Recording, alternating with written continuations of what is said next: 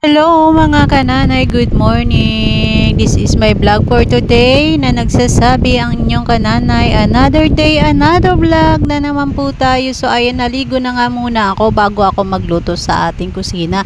Ayun nga pala si Kulit, nagbibisi-bisihan, sabi ko kasi sa kanya, mag-aral siya bago siya pumasok. So ayan na nga guys, nagumpisa na tayo magluto sa kusina. So ayan, habang naghihiwa ako ng mga sangkap dyan guys, nilagyan ko na nga yung kawali ng mantiga para pagprituhan ng isda dahil tayo ay magluluto ng sarsyado. So hindi na naman nga nakapasok ang inyong kananay kasi nga walang kasama na naman si Kulit. Yung papa niya maagang pinatawag ng kanyang boss at yung kuya niya naman may pinuntahan, nag-apply ng trabaho, at yung isa ko naman nagtrabaho din at diretso na sa kanyang pagpasok sa school. Kaya no choice na naman ang inyong kananay, nag-absent na naman po tayo.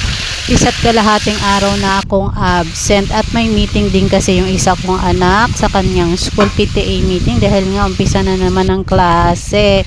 So ayan, kahit man lang isang beses sana makapunta tayo sa school para makapag-attend ng meeting. So ayan na nga guys, nagluluto na nga ako dyan guys, piniprito ko nga yung isda dahil sarsyado, pinapili si Kulit sarsyado o prito, sarsyado daw. So ayan, tapos na nga nating prituhin ang ating isda guys. So ayan, hinango ko na nga. So tayo naman ay magigisa na ng ating mga sangkap sa kabilang kawali. So ayan, para naman mabilisan yan guys. So ayan, so si Kulit nga pala, sinabi ko sa kanya na maligo na nga siya para naman maya maya ready na siya. So ayan na nga guys, akin ang ginigisa yung kamatis,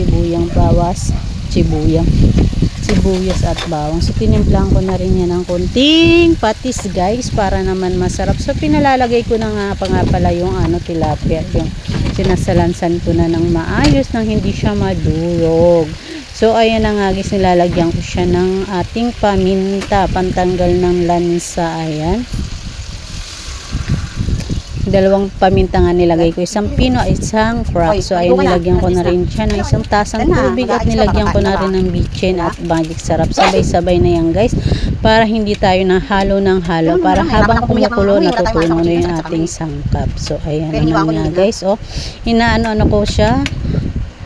inahalo-halo ko siya yung sabaw, binubuhos-buhos ko sa katawan niya para naman yung ating nilagay na sangkap ay umilalim at matunaw. So ayun na nga guys, nilagyan ko na nga siya ng ating itlog dahil mabilis lang yan, pag napreto mo na yan mabilis na yan igisa at lutuin. So ayun na nga guys, kumukulo na siya agad. So ayan, so ating tikiman na nga yan guys, para kung tama yung lasa o kulang pwedeng dagdagan. So ayan lang guys, hanggang dito na nga lang ang aking video. Salamat po sa inyong panonood.